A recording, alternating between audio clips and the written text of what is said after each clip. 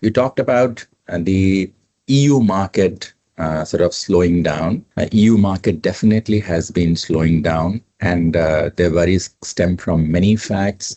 One, of course, because of the war that's happening. It's impacted everybody, but they have been directly involved with the Russia-Ukraine war that's happening, well, in the backyard. Energy prices have gone up because, Russia would supply energy to Germany, stuff like that. That's no longer happening. And that holds for UK and all. A lot of the other geographies, the energy costs have gone up very, very significantly. The energy costs have gone up very significantly for the European Union. A lot of the German companies were hugely exposed to China, VW and SAIC.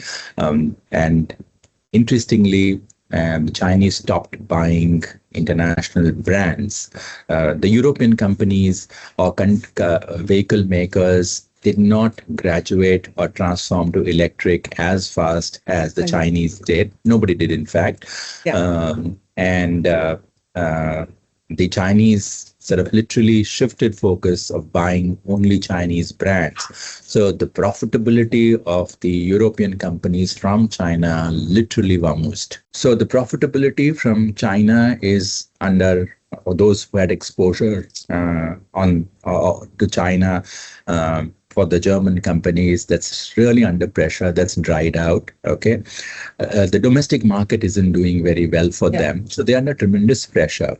Okay. Also, they had a huge exposure to the US. They were exporting big quantities to the US. That's also dried out. Okay. Well, it's under pressure, not died out, because Trump has put tariffs on them, and EU and US relationships are no longer those of one movie. So the European automotive industry is under tremendous pressure, and they are therefore wanting to source more from India. We are very well engaged with some of the top vehicle makers who are wanting us to do private exhibitions for them.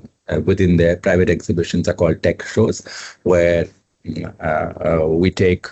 we do product display for them, those commodities that they want to procure. It's a private exhibition for that particular company, kind of a stuff. So there's a lot of traction coming in from the European Union, and I guess the India-EU agreement pretty much is based on that premise, because they also want to de-risk against certain geographies that are not allowing us to grow as much as we would want to.